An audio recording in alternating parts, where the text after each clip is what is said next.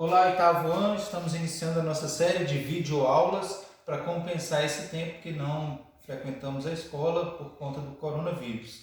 Então, nós vamos nessa primeira videoaula revisar aquilo que nós já estudamos lá no primeiro capítulo do livro, que trata das revoluções inglesas. Então, antes da gente entrar no estudo das revoluções inglesas, temos aí uma parte introdutória.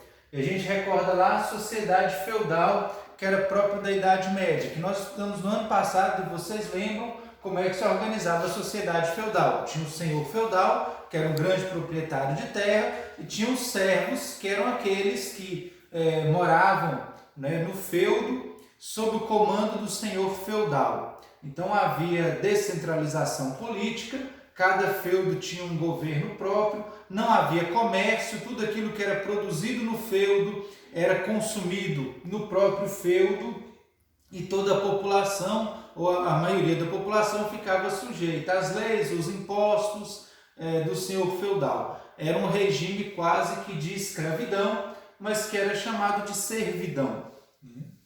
Só que essa realidade, lá no século XV e XVI, começa a mudar, porque nós temos o renascimento urbano e comercial. Então, no início do século XV até o século XVI, temos esse período da história que nós chamamos de renascimento, que vem com o crescimento das cidades e o surgimento do comércio.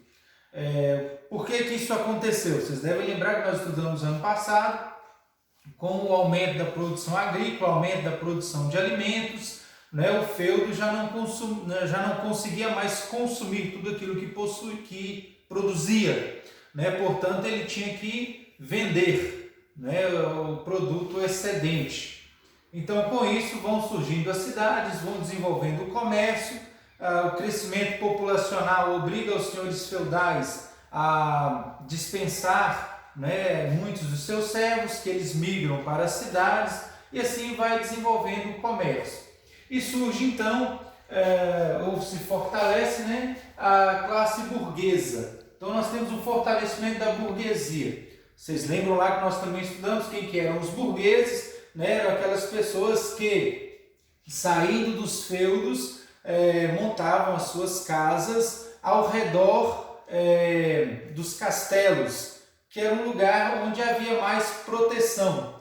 Então eles eram protegidos pelas muralhas dos castelos, e o castelo é chamado burgo. Então daí vem burguês, é aquele que mora ao redor do burgo, que tem como principal atividade o comércio e a produção artesanal. Então essa classe burguesa ela se fortalece. Por quê? Porque desenvolve agora o comércio.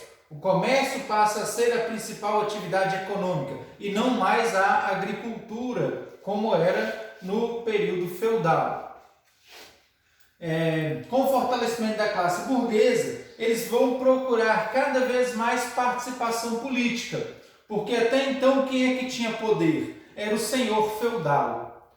Como a classe burguesa ela tem mais dinheiro, porque o comércio lida com mais dinheiro, eles querem ter um espaço maior na política. Com isso, nos séculos XVI e XVII, e na França, um pouquinho depois, no século XVIII, vão acontecer as chamadas revoluções burguesas, quando os burgueses tomam consciência de que eles têm o poder econômico e não têm o poder político.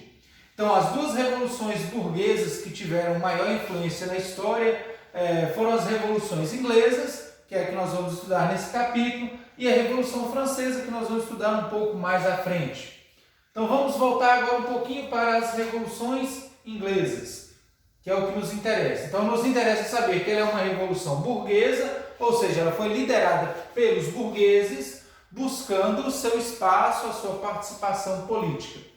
Para a gente entender por que aconteceram as revoluções inglesas, vamos entender como se organizava a sociedade inglesa no século XVII. Então nós estamos falando aqui do século XVII na Inglaterra.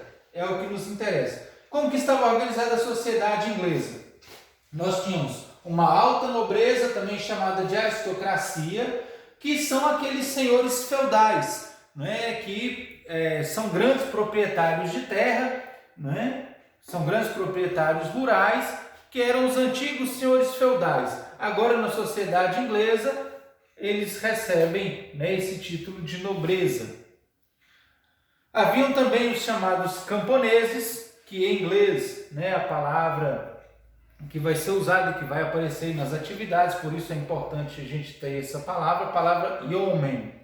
Os yeomen eram aqueles que viviam nas terras dos nobres, que lá na sociedade feudal eram os servos, né? Aqueles que ganhavam um pedacinho de terra lá na grande propriedade do nobre, do senhor feudal. Ali eles produziam, parte da produção pertencia ao nobre, a outra parte eles tinham que vender para o nobre, por isso era um regime quase que de escravidão, né? Ou seja, eles trabalhavam por habitação, proteção e comida, né? Pagavam altos impostos, então esses eram chamados camponeses, moravam nas terras que pertenciam aos nobres.